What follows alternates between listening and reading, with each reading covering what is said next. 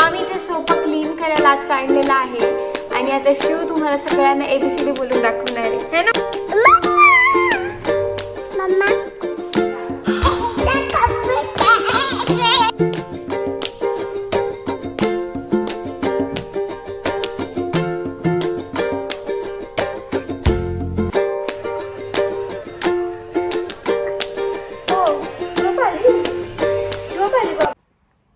हाय, hello, नमस्ते.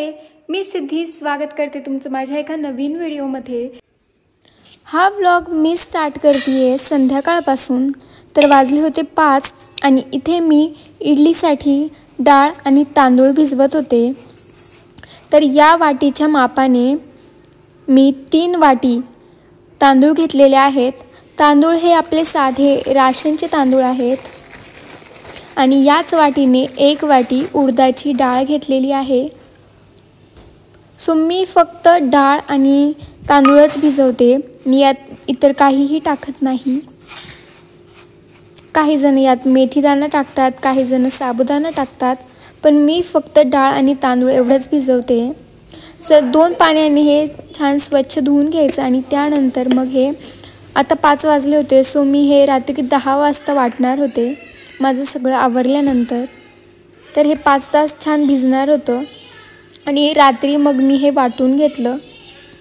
आणि डाळ तांदूळ वाटताना मी यात शिजलेला व्हाईट भातसुद्धा वाटून टाकते. याने इडली खूप छान होते.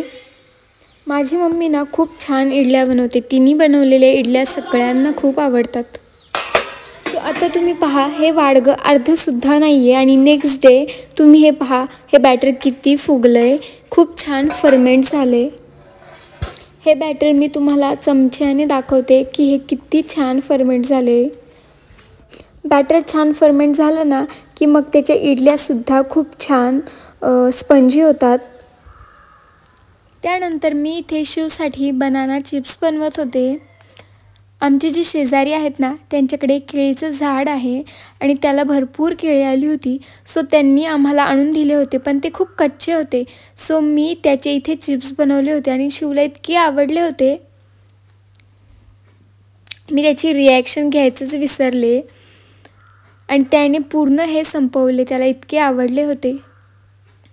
आणि हे बनवायला सुद्धा खूप सोपे आहेत. जे कच्चे केळं असतात त्याच्यावरचे जे साल असतं ते काढून घ्यायचं आणि त्यानंतर केळं राऊंड शेपमध्ये थोडंसं पातळ कट करायचं. खूप पातळसुद्धा नाही करायचं आणि खूप जाडसुद्धा नाही करायचं. आणि त्यानंतर एक एक करून तेलामध्ये सोडायचं. केळ्याचे चिप्सवरती आले की हळद आणि मिठाचं जे पाणी आहे ते 1 चमचा पाणी यामध्ये ॲड करायचं. अभ्यास. सो आम्ही इथे सोफा क्लीन करायला आज काढलेला आहे आणि आता शिव तुम्हाला सगळ्यांना ABCD बोलून दाखवणार आहे, है ना बाबू? बोल. A for apple, B for ball, C for D for dog, E for हत्ती. हत्तीला काय म्हणायचं? Elephant. F for fish. Very good. H I for I. J for juice. Very good. Shoe साठी clap. My papa.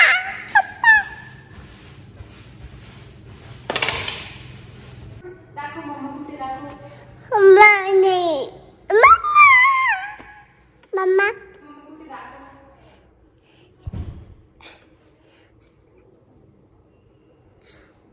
Mamma. Mamma आहे. हां. बरं. So तुम्हाला शिव फार व्लॉगमध्ये दिसत नसेल. त्याचं कारण हे तुम्हाला आत्ता कळालंच असेल की त्याने ट्रायपॉड बघितला ना की त्याला स्वतःला शूट करायचं असतं. तुम्हाला काही करूच देत नाही.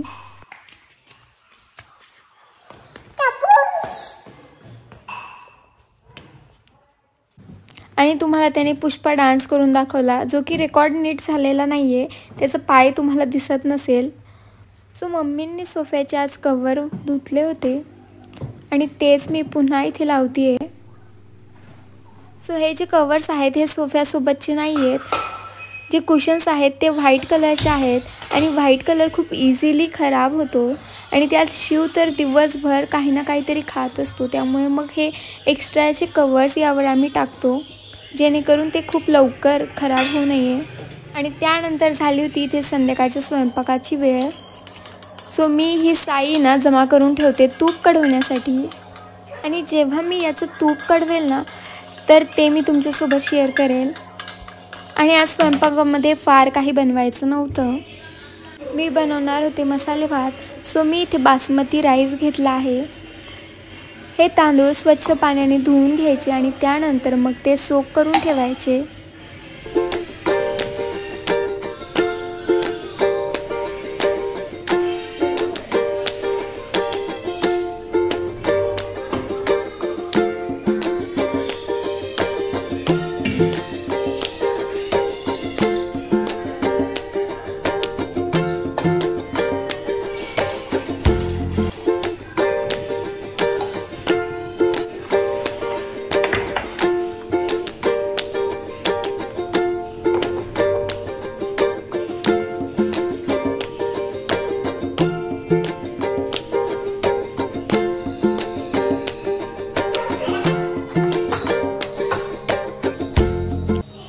तर यात मी सोयाबीन टाकणार होते. सोयाबीन शिवला आणि विनायक दोघांनाही खूप आवडतात. तर सोयाबीन मी गरम पाण्यामध्ये सोक करून ठेवले होते.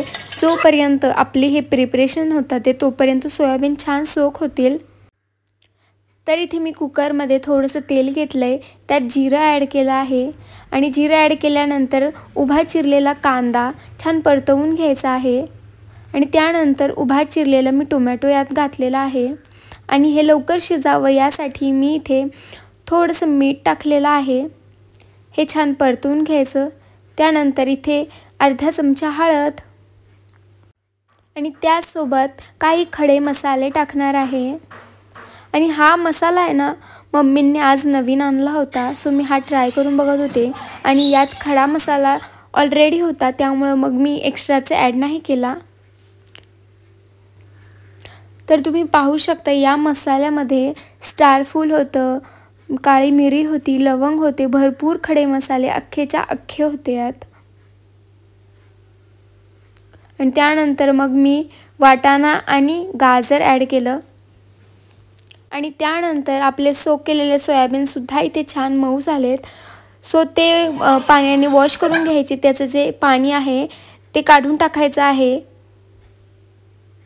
यानंतर आपले सोक केलेला जो राईस आहे तो टाकायचा आहे.